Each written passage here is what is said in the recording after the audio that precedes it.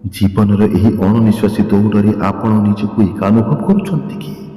ଲାଗୁଛି କି ସବୁ ଥାଇ ମଧ୍ୟ କିଛି ଗୋଟିଏ ଅଭାବ ରହିଯାଉଛି?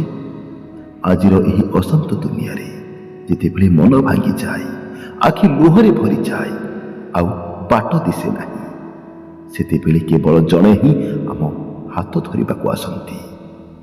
ସେ ହେଉଛନ୍ତି ଜଗତର ନାଥ ମହାପ୍ରଭୁ ଶ୍ରୀ ଜଗନ୍ନାଥ, ଯିଏ ତୃତୀୟ ଯୁଗରେ ପ୍ରଭୁ ଶ୍ରୀରାମ ଏବଂ ଦ୍ୱାପର ଯୁଗରେ ପ୍ରଭୁ ଶ୍ରୀକୃଷ୍ଣଙ୍କ ନାମରେ ଏହି ମର୍ତ୍ତ୍ୟ ମଣ୍ଡଳକୁ ଉଦ୍ଧାର କରିବାକୁ ଆସିଥିଲେ। ଆପଣଙ୍କୁ ଲାଗୁଛି କି ଆପଣ ଏକୁଟିଆ ହୋଇଯାଇଛନ୍ତି? କ'ଣ ଆପଣ ନିଜ ଭାଗ୍ୟକୁ ଦୋଷ ଦେଇ ଦେଇ ଥକିଗଲେଣି?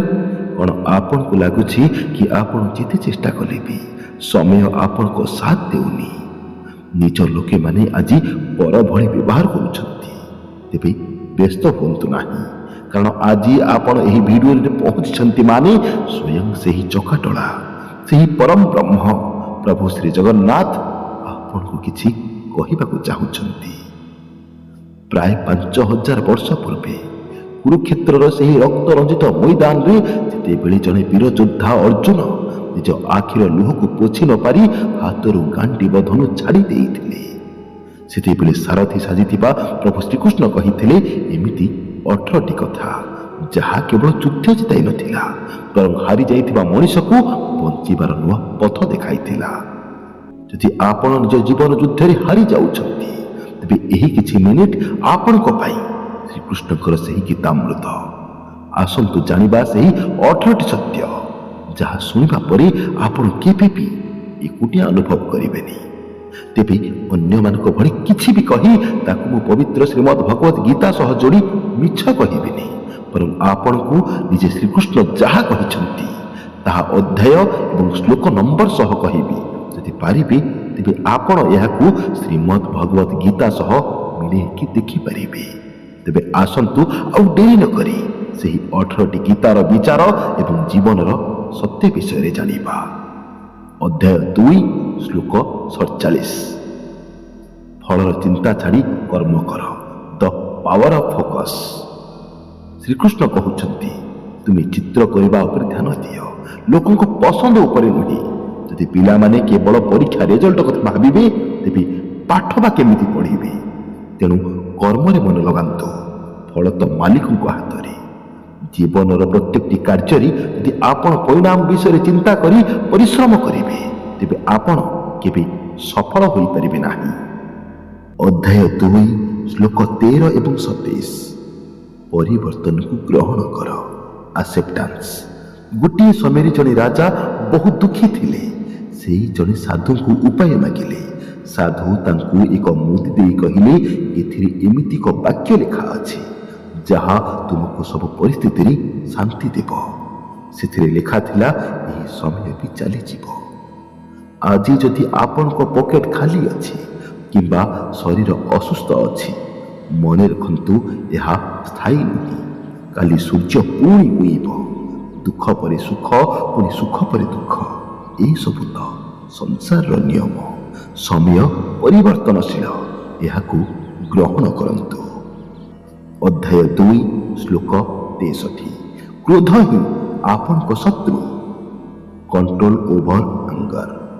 ଗୋଟିଏ ଗରମ କୋଇଲାକୁ ଆପଣ ଅନ୍ୟ ଉପରକୁ ଫିଙ୍ଗିବା ପାଇଁ ହାତରେ ଧରିଲେ, ପ୍ରଥମେ ଆପଣଙ୍କର ହିଁ ହାତ ପଡ଼ିବ।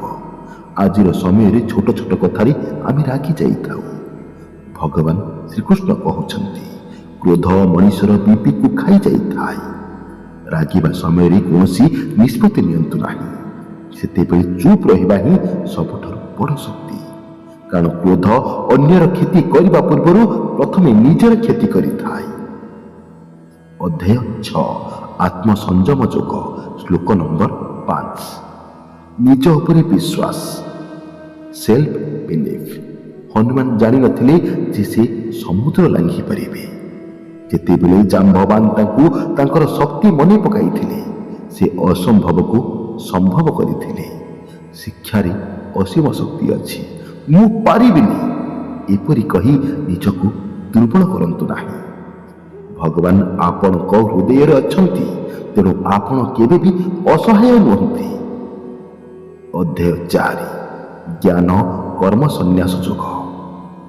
ଶ୍ଲୋକ ନମ୍ବର 40। ସନ୍ଦେହରୁ ଦୂରେଇ ରୁହନ୍ତୁ। Avoid doubts. ଯେପରି କୌଣସି ନୌକାରେ ଯଦି ଛୋଟ କଣା ଥାଏ ତେବେ ସେ ନୌକା ବୁଡ଼ିଯାଏ, ଠିକ୍ ସେମିତି ବିଶ୍ୱାସ ଭିତରେ ଯଦି ସନ୍ଦେହ ପଶିଯାଏ ତେବେ ସମ୍ପର୍କ ବୁଡ଼ିଯାଏ। ନିଜ ଉପରେ, ନିଜ କାମ ଉପରେ ଏବଂ ଭଗବାନଙ୍କ ଉପରେ କେବେ ସନ୍ଦେହ କରନ୍ତୁ ନାହିଁ। ସନ୍ଦେହୀ ମଣିଷ ଏହି ଲୋକରେ କି ପରଲୋକରେ କେଉଁଠି ବି ସୁଖ ପାଏ ନାହିଁ। ଅଧ୍ୟାୟ 2 ଶ୍ଲୋକ 70। ଅତିରିକ୍ତ ମୋହ ହିଁ ଦୁଃଖର କାରଣ। ଜଣେ ବ୍ୟକ୍ତି ଗୋଟିଏ ପକ୍ଷୀକୁ ଖୁବ୍ ଭଲ ପାଉଥିଲେ। ଦିନେ ପକ୍ଷୀଟି ଉଡ଼ିଗଲା ଏବଂ ସେହି ବ୍ୟକ୍ତି ଜଣକ ଖାଇବା ପିଇବା ଛାଡ଼ି କାନ୍ଦିବାକୁ ଲାଗିଲେ। ସେ ଭୁଲିଗଲେ ଯେ ପକ୍ଷୀର ପ୍ରକୃତି ହେଉଛି ଉଡ଼ିବା। ଆମେ ଜିନିଷ ବା ମଣିଷଙ୍କୁ ଏତେ ନିଜର ଭାବି ନେଉ ଯେ ସେମାନେ ଦୂରେଇ ଗଲେ ଆମେ ଭାଙ୍ଗି ପଡ଼ୁ। ଭଗବାନ ଶ୍ରୀକୃଷ୍ଣ କୁହନ୍ତି, ଏହି ସଂସାରରେ ସବୁ କିଛି ଭଡ଼ା ଘର ପରି। କେହି ଅମର ବା ସ୍ଥାୟୀ ନୁହନ୍ତି। ପ୍ରେମ କରନ୍ତୁ କିନ୍ତୁ କେବେ ମୋହରେ ପଡ଼ନ୍ତୁ ନାହିଁ। ଅଧ୍ୟାୟ 18 ଶ୍ଲୋକ 58। ଅହଙ୍କାର ହିଁ ବିନାଶର ମୂଳ। ଇଗୋ। ସମୁଦ୍ର ମଝିରେ ଗୋଟିଏ ବିରାଟ ପାହାଡ଼ ଛିଡ଼ା ହୋଇଥାଏ, କିନ୍ତୁ ଲହଡ଼ି ମାଡ଼ରେ ତାହା ଧୀରେ ଧୀରେ ଘଷି ହୋଇ କ୍ଷୟ ହୋଇଯାଏ। ଅନ୍ୟପଟେ ସମୁଦ୍ର କୂଳରେ ଥିବା ଛୋଟ ଘାସଟି ନଇଁଯାଏ ଏବଂ ବଡ଼ ଝଡ଼ ପରେ ବି ସୁରକ୍ଷିତ ରୁହେ। କାରଣ ଯେଉଁଠି ଅହଙ୍କାର ଥାଏ ସେଠି ପତନ ସୁନିଶ୍ଚିତ। ମୁଁ ସବୁ କରୁଛି ନୁହେଁ, ବରଂ ସେ ସବୁ କରାଉଛନ୍ତି, ଏପରି କୁହନ୍ତୁ। ନମ୍ରତା ହିଁ ଆପଣଙ୍କୁ ସବୁ ପରିସ୍ଥିତିରେ ବଞ୍ଚାଇ ରଖିବ। ଅଧ୍ୟାୟ 2 ଶ୍ଲୋକ 67। ଇନ୍ଦ୍ରିୟ ସଂଯମ। Control over desires. ଗୋଟିଏ ରଥର 5ଟି ଘୋଡ଼ା ଯଦି 5ଟି ଦିଗକୁ ଦୌଡ଼ିବେ ତେବେ ରଥଟି କେବେ ଗନ୍ତବ୍ୟ ସ୍ଥଳରେ ପହଞ୍ଚିବ ନାହିଁ। ଆମର 5ଟି ଇନ୍ଦ୍ରିୟ, ଆଖି, ନାକ, କାନ, ଜିଭ, ଚର୍ମ, ଏହିସବୁ ସେହି ଘୋଡ଼ା ପରି ଅଟନ୍ତି। ଆଜିର ଯୁବପିଢ଼ି ମୋବାଇଲ, ସୋସିଆଲ ମିଡ଼ିଆ ଏବଂ ବାହାର ଚାକଚକ୍ୟରେ ନିଜକୁ ହରାଇ ଦେଉଛନ୍ତି। ଭଗବାନ ଶ୍ରୀକୃଷ୍ଣ କୁହନ୍ତି, ନିଜ ଇନ୍ଦ୍ରିୟକୁ ନିୟନ୍ତ୍ରଣ କରନ୍ତୁ, ନଚେତ୍ ସେମାନେ ଆପଣଙ୍କୁ ନଷ୍ଟ କରିଦେବେ। ଅଧ୍ୟାୟ 2 ଶ୍ଲୋକ 48। ସମଦୃଷ୍ଟି ବା ସମାନତା। ଇକ୍ୱାନିମିଟି। ସୂର୍ଯ୍ୟ ଯେତେବେଳେ କିରଣ ଦିଅନ୍ତି ସେ ଗରିବର କୁଡ଼ିଆ ଏବଂ ଧନୀର ପ୍ରାସାଦ ଭିତରେ କେବେ ବି ଭେଦଭାବ କରନ୍ତି ନାହିଁ। ପ୍ରକୃତ ଜ୍ଞାନୀ ସେହି ଯିଏ ଶତ୍ରୁ, ମିତ୍ର, ମାନ, ଅପମାନ ଏବଂ ସୁଖ ଦୁଃଖରେ ସମାନ ରୁହେ। ଯଦି ଆପଣ କାହାକୁ ଛୋଟ କିମ୍ବା ବଡ଼ ଭାବି ସମସ୍ତଙ୍କୁ ଉଚିତ ସମ୍ମାନ ଦେଉଛନ୍ତି, ସମସ୍ତଙ୍କ ପାଇଁ ସମାନ ବ୍ୟବହାର ରଖୁଛନ୍ତି, ବିଶ୍ୱାସ କରନ୍ତୁ ସ୍ୱୟଂ ଭଗବାନ ଆପଣଙ୍କ ସହ ଅଛନ୍ତି। ଅଧ୍ୟାୟ 18 ଶ୍ଲୋକ 66। ଆତ୍ମସମର୍ପଣ। ସରେଣ୍ଡର।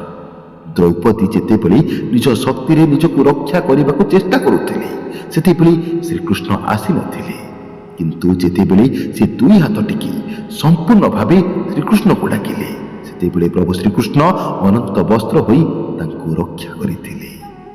ଜୀବନରେ ଏମିତି କିଛି ପରିସ୍ଥିତି ଆସେ ଯେଉଁଠି ଆମେ କିଛି କରିପାରୁନା, ସେତେବେଳେ ସବୁ ଚିନ୍ତା ସେହି ମହାପ୍ରଭୁଙ୍କ ଉପରେ ଛାଡ଼ି ଦିଅନ୍ତୁ।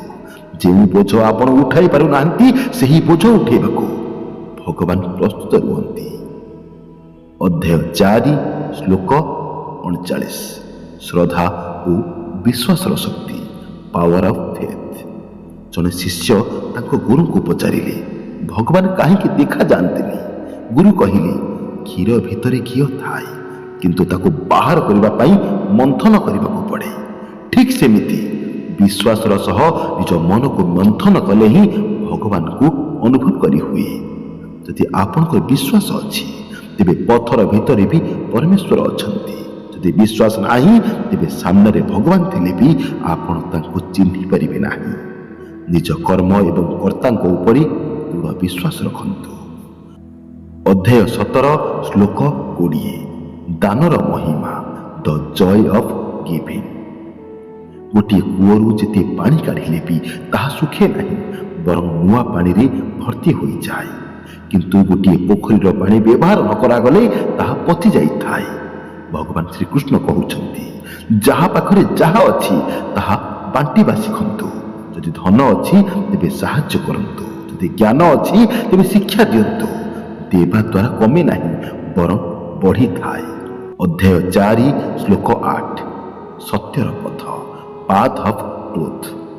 କୁରୁକ୍ଷେତ୍ର ଯୁଦ୍ଧରେ କୌରବଙ୍କ ପାଖରେ ବିରାଟ ସୈନ୍ୟବାହିନୀ ଥିଲା, କିନ୍ତୁ ପାଣ୍ଡବଙ୍କ ସହ ସ୍ୱୟଂ ସତ୍ୟର ଅବତାର ଭଗବାନ ଶ୍ରୀକୃଷ୍ଣ ଥିଲେ। ଶେଷରେ ଜିତିଲା କିଏ? ସତ୍ୟ। ସତ୍ୟର ବାଟ କଠିନ ହୋଇପାରେ, ଆପଣଙ୍କୁ ଲାଗିପାରେ ଯେ ମିଛ କହୁଥିବା ଲୋକ ଆଗକୁ ବଢ଼ି ଯାଉଛନ୍ତି, କିନ୍ତୁ ମନେ ରଖନ୍ତୁ, ମିଛର ସୌଧ ବାଲିର ଘର ପରି, ଯାହା ଝଡ଼ ଆସିଲେ ଭାଙ୍ଗି ଯାଇଥାଏ।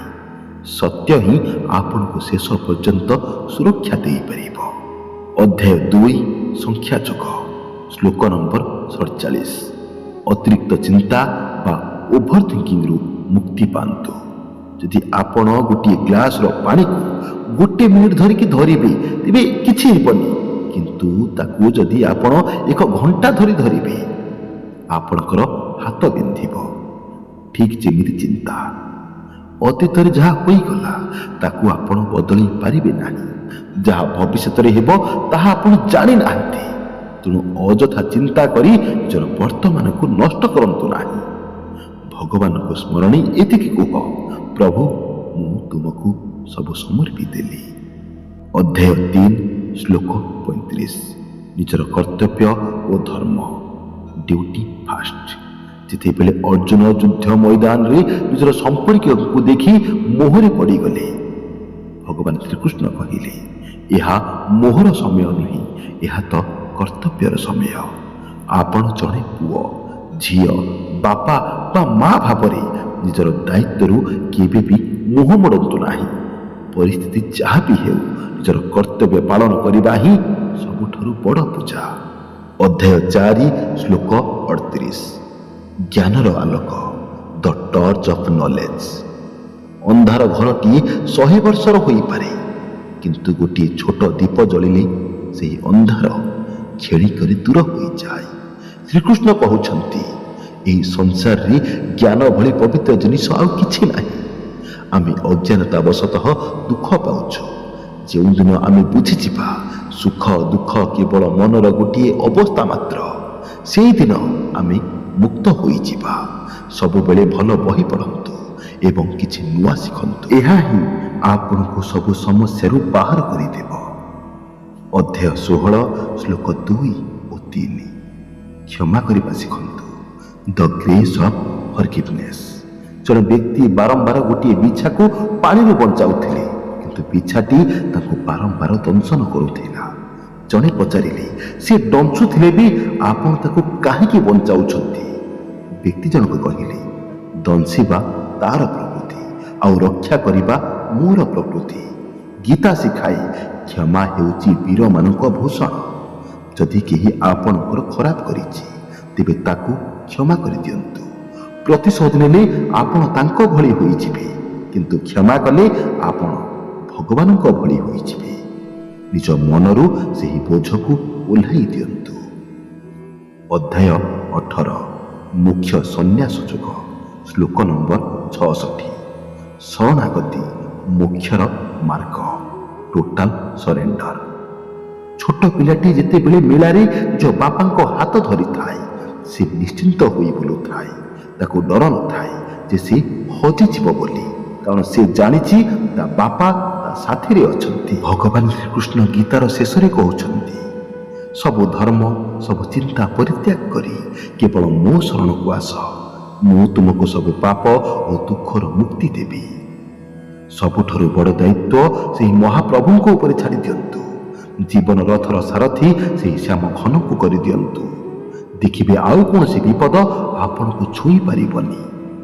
ବନ୍ଧୁଗଣ, ଭିଡ଼ିଓଟି ତ ଏବେ ଶେଷ ହୋଇଯିବ, କିନ୍ତୁ ମନେ ରଖନ୍ତୁ, ଶ୍ରୀମଦ୍ ଭଗବତ ଗୀତା କେବଳ ପଢ଼ିବା ପାଇଁ ଗୋଟିଏ ବହି ନୁହେଁ, ଏହା ହେଉଛି ଜୀବନକୁ ସହଜରେ ବଞ୍ଚିବା ପାଇଁ ଏକ ସର୍ବଶ୍ରେଷ୍ଠ ଉପଦେଶ, ଭଗବାନଙ୍କ ସହ କଥା ହେବାର ଏକ ସରଳ ମାଧ୍ୟମ। ହୁଏତ ଆଜି ଆପଣଙ୍କୁ ଲାଗୁଛି କି ଆପଣ ଏକୁଟିଆ, କିନ୍ତୁ ସତ କଥା ହେଉଛି ସେହି କାଳିଆ ଆପଣଙ୍କ ହାତ କେବେ ଛାଡ଼ି ନାହାନ୍ତି, ବରଂ ଆପଣ ହିଁ ତାଙ୍କ ହାତ ଛାଡ଼ି ଦୁନିଆ ଭିତରେ ହଜି ଯାଇଛନ୍ତି। ଆଜି ରାତିରେ ଶୋଇବା ପୂର୍ବରୁ ସବୁ ଚିନ୍ତା ତାଙ୍କ ପାଦ ତଳେ ସମର୍ପି ଦିଅନ୍ତୁ ଏବଂ କୁହନ୍ତୁ, ହେ ପ୍ରଭୁ, ଆଜିଠାରୁ ମୋ ଜୀବନ ରଥର ସାରଥୀ ତୁମେ। ଦେଖିବି କାଲି ସକାଳ ଆପଣଙ୍କ ପାଇଁ ଏକ ନୂଆ ଆଶା ହେଇ ଆସିବ। ଯଦି ଏହି କିଛି ମିନିଟ୍ ଆପଣଙ୍କ ମନକୁ ଟିକିଏ ବି ଶାନ୍ତି ଦେଇଥାଏ, ତେବେ କମେଣ୍ଟରେ ଜୟ ଶ୍ରୀକୃଷ୍ଣ କିମ୍ବା ଜୟ ଜଗନ୍ନାଥ ନିଶ୍ଚୟ ଲେଖନ୍ତୁ। କାଳେ ଆପଣଙ୍କର ଏହି ଗୋଟିଏ ଶବ୍ଦ ଅନ୍ୟ କାହାର ହାରି ଯାଇଥିବା ମନରେ ପୁଣି ଥରେ ବିଶ୍ୱାସ ଭରିଦେବ। ପୁଣି ଦେଖାହେବ ଏମିତି ଏକ ସୁନ୍ଦର ବିଷୟ ସହ। ସେ ପର୍ଯ୍ୟନ୍ତ ଭଲରେ ରୁହନ୍ତୁ, ନିଜର ଯତ୍ନ ନିଅନ୍ତୁ। ଜୟ ଶ୍ରୀ ଜଗନ୍ନାଥ, ଜୟ ଶ୍ରୀକୃଷ୍ଣ। ଧନ୍ୟବାଦ।